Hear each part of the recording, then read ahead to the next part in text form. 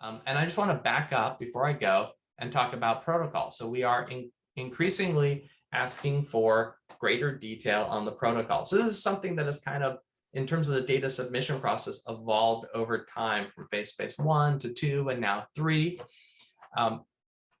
And we've always had room, at least since FaceSpace 2, to upload details of a protocol.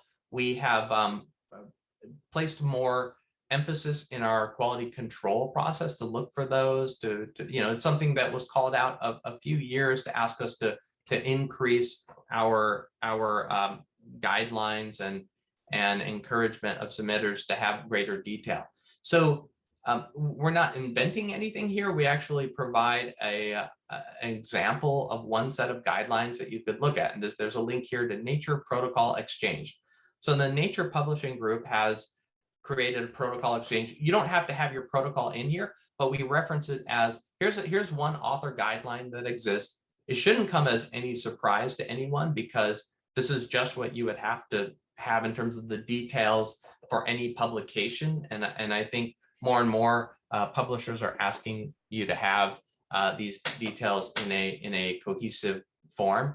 So what goes into it? Well, we give you a pretty free form way of entering it. So you can apply these guidelines and use them in a rich text editor. You can submit protocols in PDF form because you might already have them that you reuse, or you might even have some vendor document that describes the protocol, or another publication. So we have different ways of submitting protocols to FaceSpace. General guideline of what they should cover would be a title. Authors we can kind of take care of through the projects and data set. So that doesn't necessarily have to be repeated, but it's free form, so you can put as you wish. Subject terms, keywords, and so on. An abstract is really good way to start with an overview of what the protocol or introduction. And then, of course, you want to be specific about things like, okay, they have a section here called out reagents and equipment. It's good to have, say, the manufacturer's catalog number. So that's something that shows up a lot in different publishers' requirements for what should go into a protocol. So not only the specific measures of things, but the catalog numbers. So we all know specifically what you're talking about, what you use. The procedures, of course, that were carried out, obviously, the steps of the protocol. This particular suggestion includes troubleshooting, obviously time taken. So I don't think anything that should be surprising here, but it could be good to come back and take a look at this. Again, we provide a link off of our site, so you can always find your way back to this and review those guidelines. And that is, again, under this key concepts section of the curation wiki. Okay, so at this time, if there aren't any questions to address right now, at this time, I'm going to be handing it over to Vu, and he is going to give a few examples of protocols that have been used on FaceSpace or submitted through FaceSpace. Thank you, Rob. So I have a few examples here. I'm working in Young Chai's group, and I also submit the data to FaceSpace and curate the data before hand it over to Alejandro to do the final review and quality control before he releases our data. And so I have a few examples here to share with you.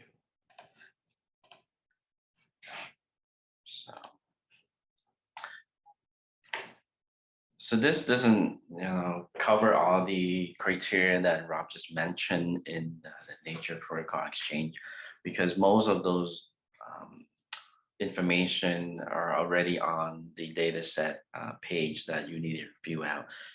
Project description, the authorship, and the study design already there. So this just step-by-step protocols.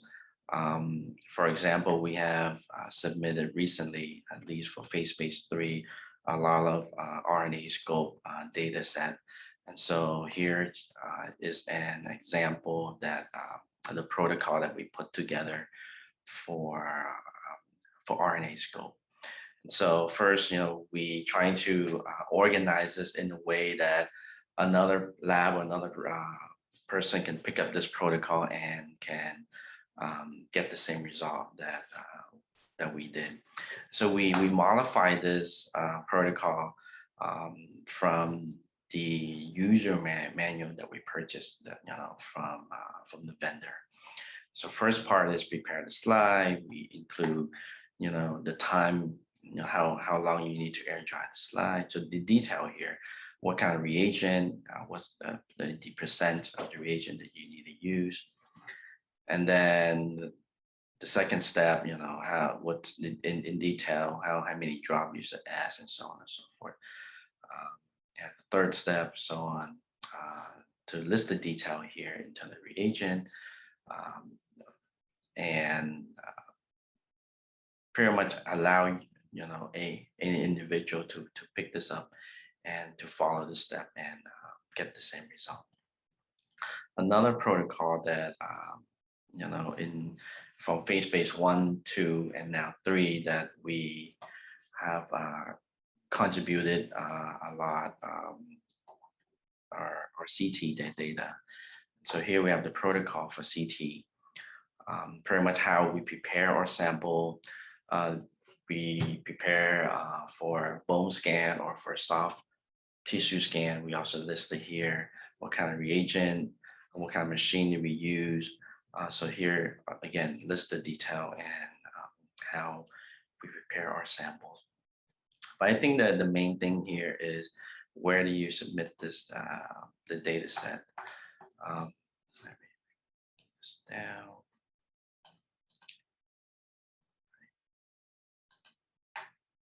So here, I'm currently working on submitting a data set for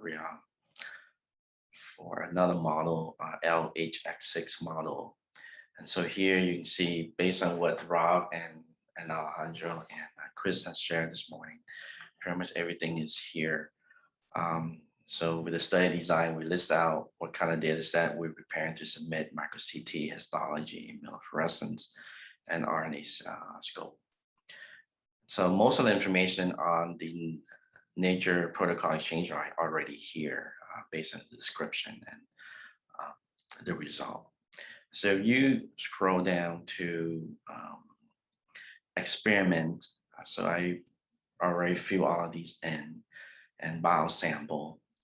We have control and we have mutant for each of the experimental type that we got to submit: CT, histology, RNA scope. So I'll just click on the RNA scope here because that's going to be the example that I'm going to show here. So in here that you notice, I already uploaded this one. But if I were to, let's say, want to create a new protocol to upload, I would go to add record.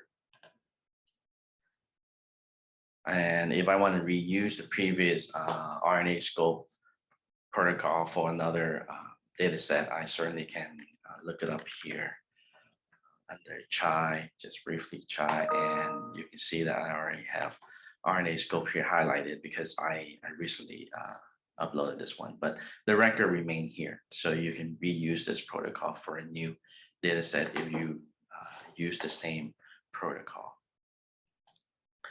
But let's say you don't have it, you can just create a new one.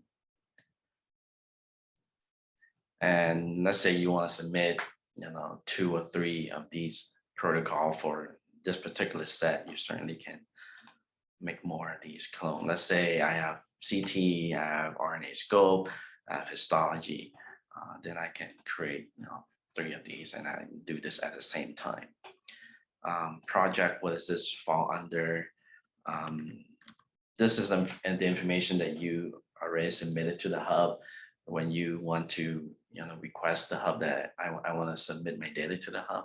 So they kind of build on that to create a project for you that already available here. So for us, we have 2 or 3 projects already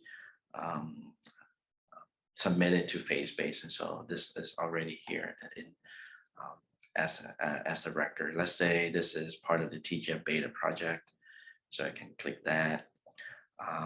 And then what's the name of this protocol? This is going to be RNA-scope. What kind of protocol type? Some are already, this is new from what I've just learned from the hub. So this is the new thing that we need to add. Well, what kind of protocol type it is. For this one is hybridization. So I checked this part. And then description, you can add a little description about the project. To save time, I already copied here, just as a demo, I just copied this part and then add it here. And then I search for the protocol that I want to upload. So this is RNA-scope. So I go here, RNA-scope, open, and that should be the first one that I want to submit. So let's say I want to submit a CT, I would do the same thing. Is same project, for example.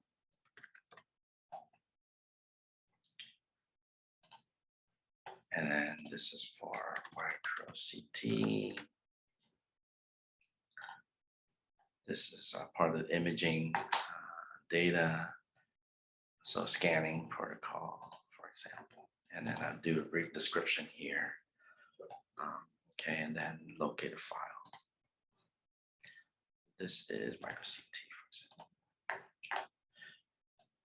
So once that's done, I just click save. But I already uploaded this one already, so I'm not gonna save. I can close that out. But if you were to go back, let's say close this, go back here, then the protocol will be populated here under experiment for this particular replicate and the protocol for this RNA-scope data set. And I think that's all I have for you. Do you have any question for me?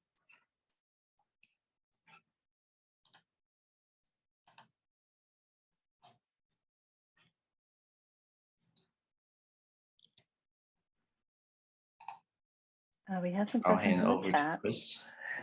Hey. So, let me see. Okay, Rob. well, Rob is, I'll just point out, Rusha had asked if I have uploaded a protocol to FaceSpace, can I cite that for detailed protocol in the method section of a manuscript? So we have the share and cite links like we've shown before. Although as Rob points out, it would be a link based on the record ID instead of a DOI link, but that should be acceptable for publishers. So he's got a syntax in the chat there that you can look at. Yeah, and why don't we just look at that on our site? I'll just share, okay, and I can show that. So here is one. Like, let's say this is the protocol from a data set. You drill down, you find the protocol that you want to be able to cite. You can go in here into the share and cite section. So always in that link. So here we don't have digital object identifiers for these, but you do have the links. And so again, the version link will give you a snapshot in time view of something versus the live link. Go ahead and use those. I would recommend the version link over. If you click this little clipboard icon, this will copy it and you can use that. So use these, don't use the link you see up here where it says FaceSpace.org, it says Chase, record, all sorts of stuff up there. Don't use that one. That is subject to change. Always use what's under the share and cite link. Those will give you stable identifiers. And then you just, and I provide an example in the chat window of how you would format that. Okay, great. And then as he also mentions, it's also up to the author's guidelines. So you should definitely consult that. And Amir asked, is this protocol sufficient to reproduce the experiment? In other words, is there enough detail on proprietary kits, materials, chemistry, especially in the case that those kits may not become available in the future? So I know that the intent is for the submitter to include the level of detail needed to reproduce an experiment. That's one of the reasons why we're addressing this now, to make sure people understand, you know, what makes a good protocol. Right. So ideally, if you can put the, for example, if you pick up a reagent that is commercially available, then ideally you can put that catalog and the vendor number there. So if someone want to pick up this protocol, they can trace back to the vendor and retrieve the same reagent. But if this is in-house, you know, you make your own solution, you make your own reagent, then I think on the protocol, we have listed enough information on there that you can just mix the component A, B, C, D to get the same reagent, or you know, the solution that you need. Okay, great.